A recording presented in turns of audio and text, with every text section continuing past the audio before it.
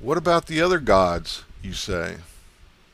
The other gods are different instances of Khepera.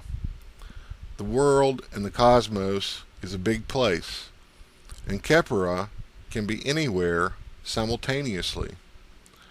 Therefore, you need multiple gods to illustrate this infinite power of God.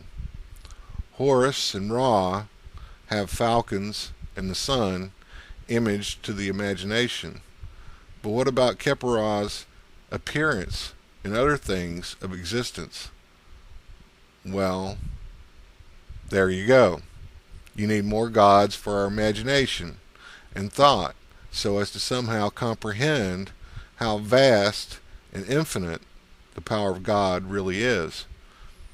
This is where Osiris, Isis, and Set come in to help us understand. And there's no limit to the mythology. Have as many gods as you desire, because they are all instances of Khepera, or perhaps lesser spirit daemons owing fealty to Khepera. Whichever way you choose to look at it. One thing there can't be, however, there can't be spirits of evil without fealty to Khepera. Khepera would not allow that crap to go on. And remember, Khepera is all-powerful and infinite. So you can forget about the possibility of evil spirits. Can't happen. Not possible. When Satanists talk about evil, they're not talking about evil as a power or spirit. It's not possible. What are we saying when we mention evil? We Satanists are merely pointing out that some of our values may be thought of as evil by others. We, however, do not think of our values as such.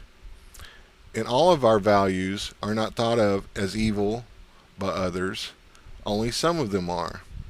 So it's only those values of us Satanists which others question as being evil that we sometimes label as such, even though we don't feel they are ourselves. I don't think I need to enumerate here all the evil values we Satanists might have. Suffice it to say that these evil values of ours have mostly to do with our beastly natures.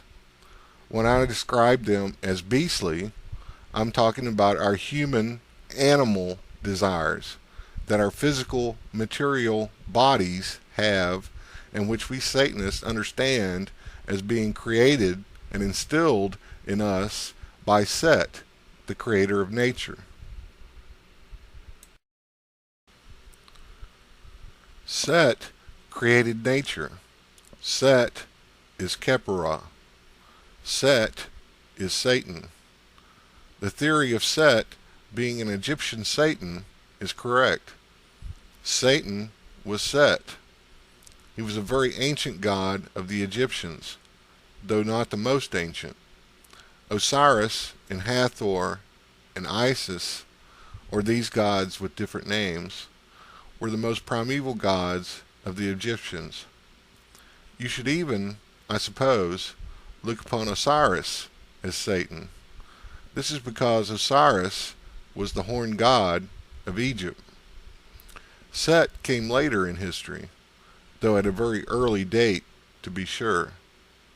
These gods all existed under one name or the other from before the beginning of dynastic Egypt, perhaps with the same names even.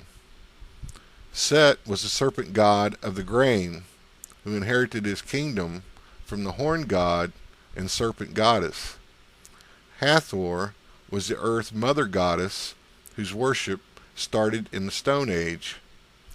Before the discovery of agriculture, the earth goddess was already established as a supreme deity whose powers brought about the changes in the seasons and the circle of life.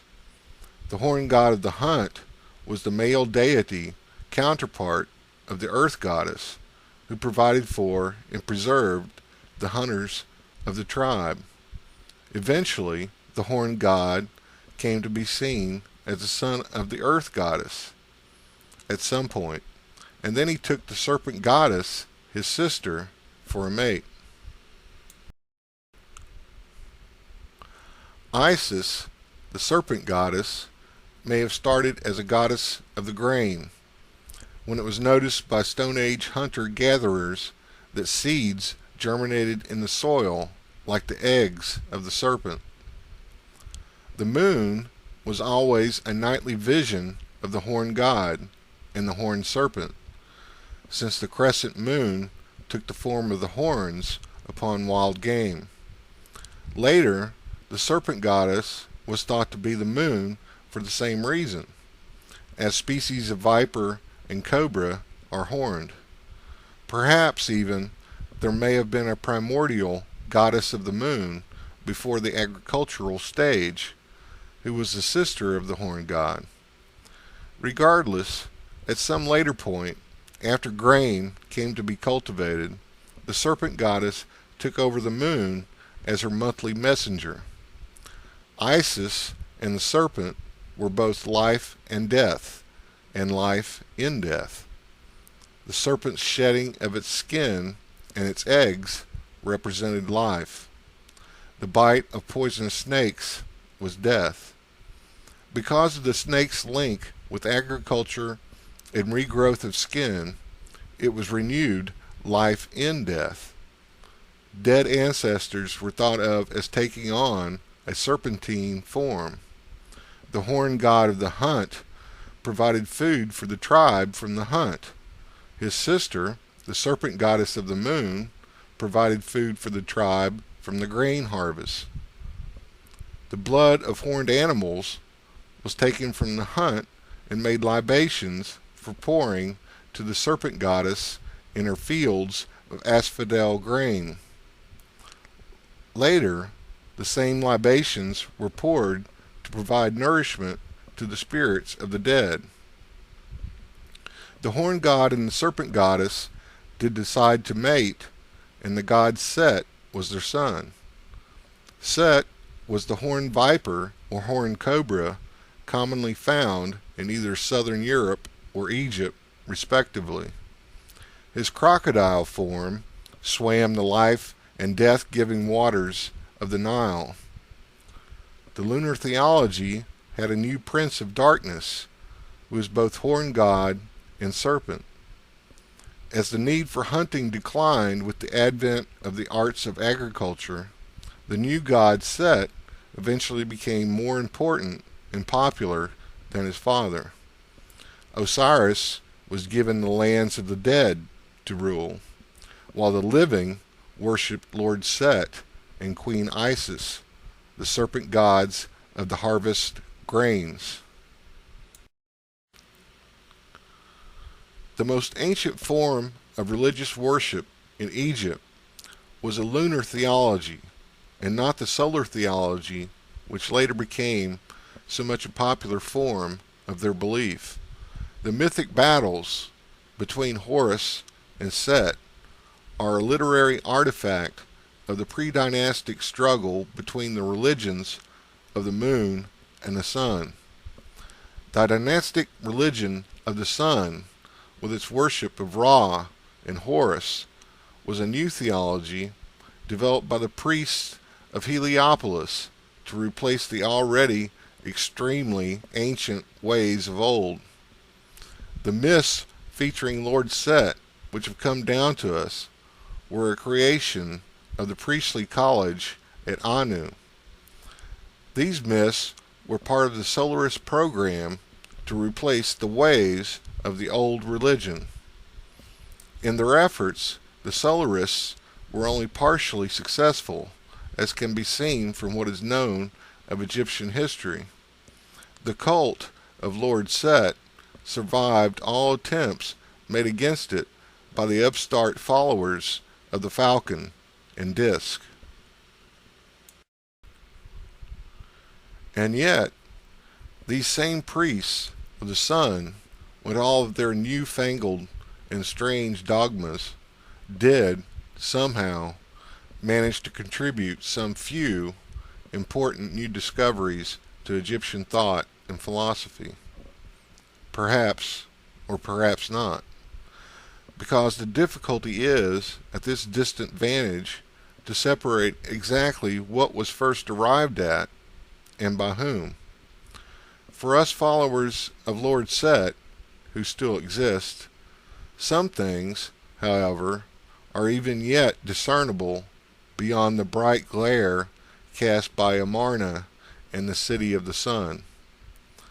The things we can still know of Lord Set have to do with the moon, the fields, and the old ways of the sacred hunt. Lord Set wasn't the most primeval god in the pantheon of the Nile, but he was of a most ancient lineage. Lord Satan was in the beginning a serpent deity of the wheat harvest and the fertile flooding waters. The horned cobra was his most frequent form. In other regions of the world, he might be a different species of snake or viper. Before Lord Satan was a serpent, he was the horned god of the hunt. Osiris in Egypt was this horned god. Osiris mated with his sister, the Serpent Goddess, daughter of the earth and daughter of the grain. Lord Set was their offspring, and, for a certain while, the most powerful god in Egypt. But this all occurred in the New Stone Age period, before the dynastic epoch, and before the writing of hieroglyphics was invented. This is the reason why not much is known of the pre-solar and Stone Age old religion. So, today, when we Satanists speak of the old religion, we should realize how ancient we are talking. I'm saying really, really, really way old here. Lord Set was the most popular god in Egypt at some point before 5000 BAS, when the first dynasty was established. That's old, and the lunar theology of the Dark Lord goes way back before that even. Our religion is so old, you have to imagine living in caves and boulders, hunting with spears, saber-toothed lions, and leopards, buffaloes, stags, woolly mammoths even. Satanism is that ancient. The moon, Luna. Why do we love the moon so much? Haven't you ever wondered over this? Well, we all know the moon takes on the appearance of horns when it's illuminated a certain way. Our ancestors could see the similarity between horns and the moon as well. The moon could be gazed at. It seemed friendlier than the harsh light of the sun. It changed positions more often. The moon had phases and was way more fun to observe. The horned god and the moon, our dark eternal night that was, starts here. The horned god became Osiris. Set replaced Osiris. Satan was Set. Ever hail Lord Set.